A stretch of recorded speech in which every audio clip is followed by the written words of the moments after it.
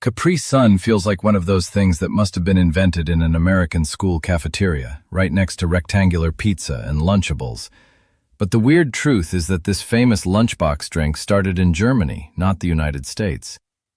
Before it became the silver pouch every kid tried to stab with a tiny yellow straw, Capri Sun began in 1969 as Capri Sun, created by the German beverage company Wild.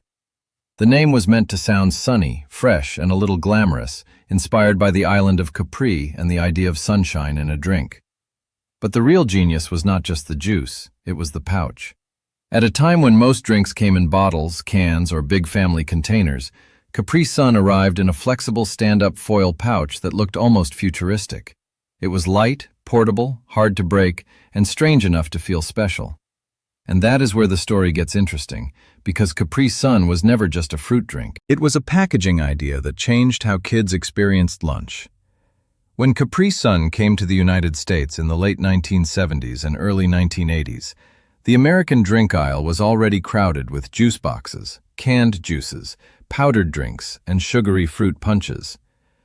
But Capri Sun had something those products did not have. It had a ritual. You did not just open it. You had to peel off the straw, unwrap it, aim carefully at the tiny silver target, and hope you did not stab straight through the back of the pouch.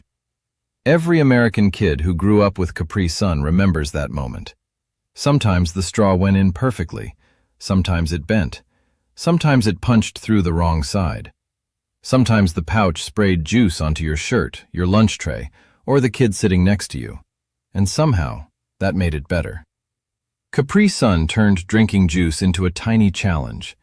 It gave kids a little bit of danger, a little bit of control, and a little bit of comedy, all before recess. That is why the pouch became so powerful. To an adult, it was convenient packaging. To a kid, it was a lunchbox event. The drink itself was sweet, fruity, and simple, but the experience felt personal. You held it differently from a juice box. You squeezed it. You watched it collapse as you drank. You could freeze it, pack it, trade it, or save it until the best part of lunch. It was messy enough to feel real, but packaged enough to feel modern. By the 1990s, Capri Sun had become part of the American school lunch universe. It fit perfectly next to peanut butter sandwiches, Lunchables, fruit snacks, granola bars, and those little bags of chips that somehow made a lunch feel complete. It was not just a drink. It was lunchbox currency. Kids recognized the pouch immediately. The silver package stood out in a cafeteria full of cartons and plastic bottles. And because the flavors had names that sounded bright and exciting, like Pacific Cooler, Strawberry Kiwi, and Wild Cherry, Capri Sun felt more adventurous than ordinary juice. The advertising leaned into that feeling. Capri Sun was sold as active, cool, outdoorsy, and made for kids who were always moving. It did not feel like a drink your parents poured for you. It felt like a drink you owned. That was the same trick that made Lunchables powerful. Capri Sun sold independence in a child-sized package. Parents liked it because it was easy. Kids liked it because it felt like theirs. And companies loved it because convenience is one of the strongest forces in American food history. The pouch was also a little bit of engineering magic. It protected the drink from light and air, it traveled well, and it made single servings easy before reusable bottles and tiny drink boxes became everywhere. But the same thing that made Capri Sun iconic also made it controversial. The foil pouch was difficult to recycle, and over time, people began asking what happened to billions of empty pouches after lunch was over. Health questions also followed the brand. Was it really juice? How much sugar was in it? Was this a fruit drink, a treat, or just another sweet packaged product dressed up as something wholesome? That tension is part of the Capri Sun story. It lived in the space between fruit and candy, between convenience and waste, between childhood memory and modern criticism. And then there was the mold panic. For years, parents occasionally found mold inside pouches, usually because tiny punctures allowed air to get in.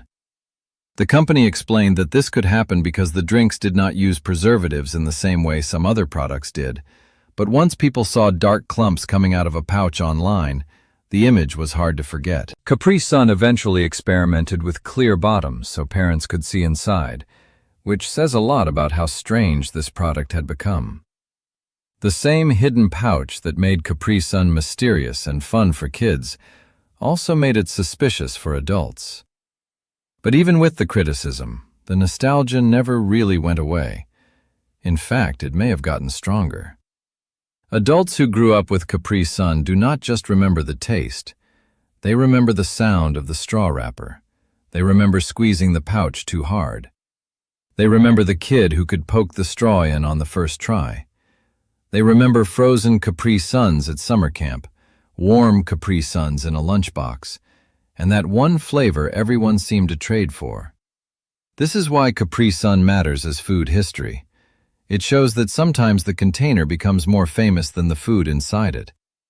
The silver pouch did what every great childhood product tries to do. It turned something ordinary into a ritual. It made a simple fruit drink feel like a toy, a challenge, a status symbol, and a memory. And that is the weird history of Capri Sun. It began as a German pouch drink, became an American lunchbox icon, survived decades of school cafeterias, summer camps, advertising, sugar debates, recycling criticism, mold rumors, and bent straws, and still somehow feels like childhood sealed inside a tiny foil bag. It was never just juice. It was sunshine, packaging, marketing, frustration, nostalgia, and one very dangerous little straw.